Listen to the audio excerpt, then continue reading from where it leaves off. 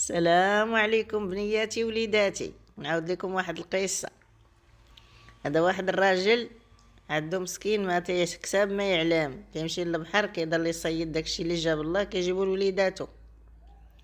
واحد النهار هو مشى يصيد وهما يتلواو ليه شي خويطات على رجليه، جبدهم. ملي جبدهم لقاهم 7 ديال القنيدلات، جابهم للدار شعل دوك القنيدلات، جاو 7 ديال العبيد و7 ديال الخناشيد المال، بقاو يغنيو ليه تداه النعاس. عاد مشاو فحالهم.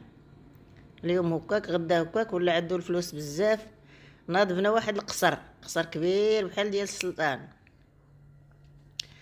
ناض سيدي منين هذا الوزير ديال السلطان قال ليه انت ما شفتيش شنو كاين؟ قال لي شنو كاين؟ قال لي شوف هذاك السيد كان ما تيكسب تاع عشاه، وشوف دابا كيفاش بنا قصر، هكا يسرق لك الفلوس.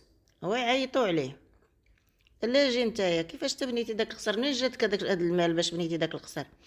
قال لي ودي انا غير تمشي نصيد في البحر باش تنجيب لوليداتي ما ياكلوا.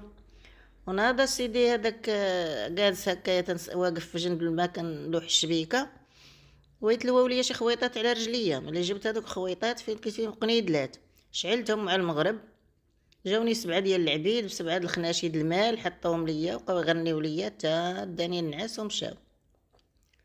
اليوم هكاك غدا هكاك قال لي تجمع داك البركه، رانا بنيت القصر ديالي، انا ما كان عندي حتى فين نسكن. قال لي هذاك السلطان، قال له داك الشيء ما يصلح لكش انت، هذا الشيء انا اللي سلطان الزمان، انا اللي خصني هذاك الشيء خصو ليا انا ماشي ليك انت. سير جيب لي داك القنادل.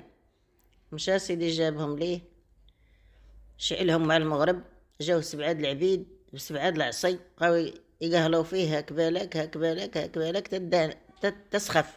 ما عاد كي دار تطفى سرح رجليه طفى دوك القنادل تيتركل تطفاهم.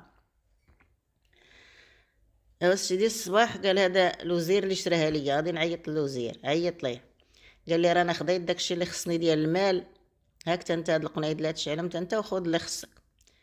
مشى سيدي شعلهم فرحان شعلهم، جاو 7 ديال العبيد و7 العصي، هاك بالك هاك بالك. قال لي ما تخلي حتى واحد يسمعك، سد عليك الباب.